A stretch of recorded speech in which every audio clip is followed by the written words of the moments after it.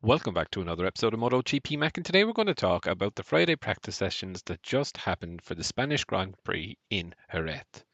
Now, before we get into it, here is how they finished. Pecco Bagnaia topped the practice session from Maverick Vinales, Marc Marquez, Marco Bezzecchi, Jorge Martin, Pedro Acosta, Aleix Espargaro, Enea Bastianini, Fabio Di Gianantonio, Alex Marquez, Brad Binder, Franco Morbidelli, Jack Miller, Danny Pedrosa, Alex Rins, Taka Nakagami, Raul Fernandez, Johan Zarco, Miguel Oliveira, Fabio Quadraro, Joan Mir, Augusto Fernandez, Stefan Bradl, Luca Marini, and Lorenzo Savadori. Now, to be fair, the second practice session in Jerez was an absolute crash fest. I think there was like 9, possibly 10 crashes in that session alone. Pecco solid, working away. Lap 22 was the fastest of 23. Maverick definitely does look on rails, I must admit. And so does Mark, to be fair. He looks really happy and comfortable. And when you look at kind of what is there, there is not a lot of lap time that is between them. I think it's like a tenth and a half. Now, Jerez is normally close, so it is definitely interesting. Really good practice session from Bezzecchi. Jorge Martin as well looked solid. Doesn't look his normal fiery self, if I'm honest. Pedro Acosta, what you say about this boy? Absolutely brilliant. The only KTM straight into Q2. So really, really good for Pedro. Aleix Espargaro looks good. Doesn't look like giant killer form as Maverick is. Ilia Bastianini again, solid out of him today. Fabio Di Gianantonio and Alex Marquez, good enough race pace. I would think that they're going to be there. Not sure they're going to be at the pointy end, but their pace does look quite good. Brad Binder did crash with 3 minutes to go in this session, so he definitely did himself out of getting into Q2. Franco Morbidelli does look very positive on the Ducati. Dare I say it that a top 10 comfortably is on the cards for him? I would probably think so this weekend. Jack Miller as well did have a crash early in the session, as did Danny Pedrosa.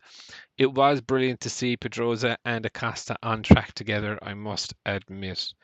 Alex Rins is the leader of the Japanese Cup. Good solid race weekend from him so far. Nakagami, just up behind him, fastest Honda. Raul Fernandez did have a crash. Apparently, he is going to get his first taste of the GP24 either this weekend or in Monday's test.